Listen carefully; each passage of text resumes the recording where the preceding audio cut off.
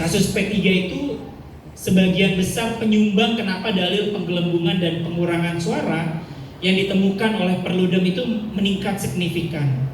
Karena untuk P3 sendiri itu sudah menyumbang 30 perkara, dan kalau kita lihat di dalam perkara P3 itu, P3 tidak hanya memasukkan satu daerah pemilihan berkaitan dengan penggelembungan dan pengurangan suara.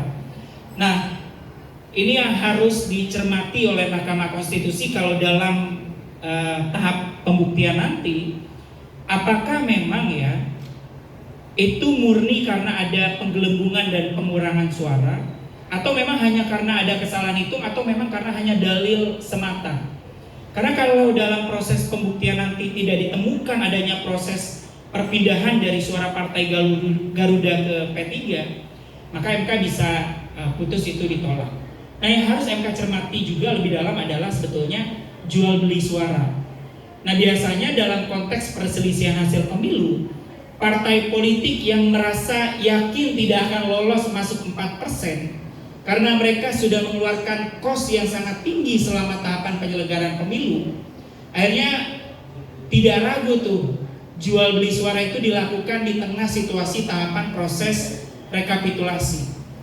Nah, ini yang harus diperiksa oleh Mahkamah Konstitusi. Jangan sampai ini ternyata memang ada transaksional yang dilakukan antara pemohon dengan partai pihak terkait, yang kemudian itu seolah-olah menjadi fakta hukum yang kemudian MK kabulkan, dan itu mempengaruhi hasil dari P3. Apalagi kita tahu P3 nyaris ya Mas Oik ya 0,1 tadi disampaikan oleh Mas Oik untuk bisa lolos ambang batas parlemen. Dan kalau ini ternyata terjadi proses jual beli suara atau transaksional karena tadi ya ada pengaruh bahwa partai politiknya tidak lolos parlemen karena ambang batasnya terlalu jauh, akhirnya menjual suara yang dimiliki gitu ya, kemudian dimanipulasi seolah-olah itu menjadi fakta hukum dan terjadi, kemudian akhirnya dikabulkan oleh MK.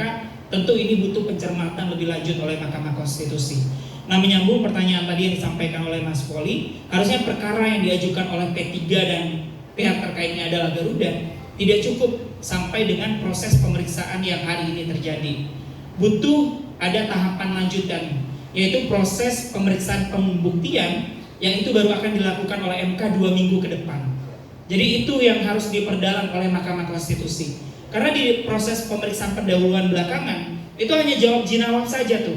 P3 mendalilkan suara mereka diambil, dipindahkan ke Garuda.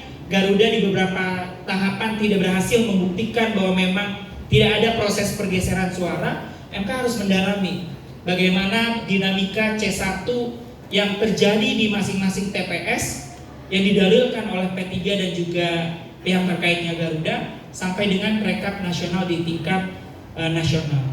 Nah, ini potensi ini juga terjadi di beberapa partai ya. Kalau kita lihat penggelembungan dan pengurangan suara tidak hanya didalilkan oleh P3 saja, partai-partai besar termasuk Golkar, Gerindra, dan Demokrat, 3 partai terbesar yang mengajukan perkara ke MK, juga banyak mendalilkan terjadinya penggelembungan dan pengurangan suara, dan celakanya pihak terkaitnya adalah partai yang tidak lolos ambang batas. Di sana kejelian dan ketelitian MK harus melihat supaya tidak ada transaksional politik antara partai yang merebut tiket ambang batas parlemen atau kursi di DPR.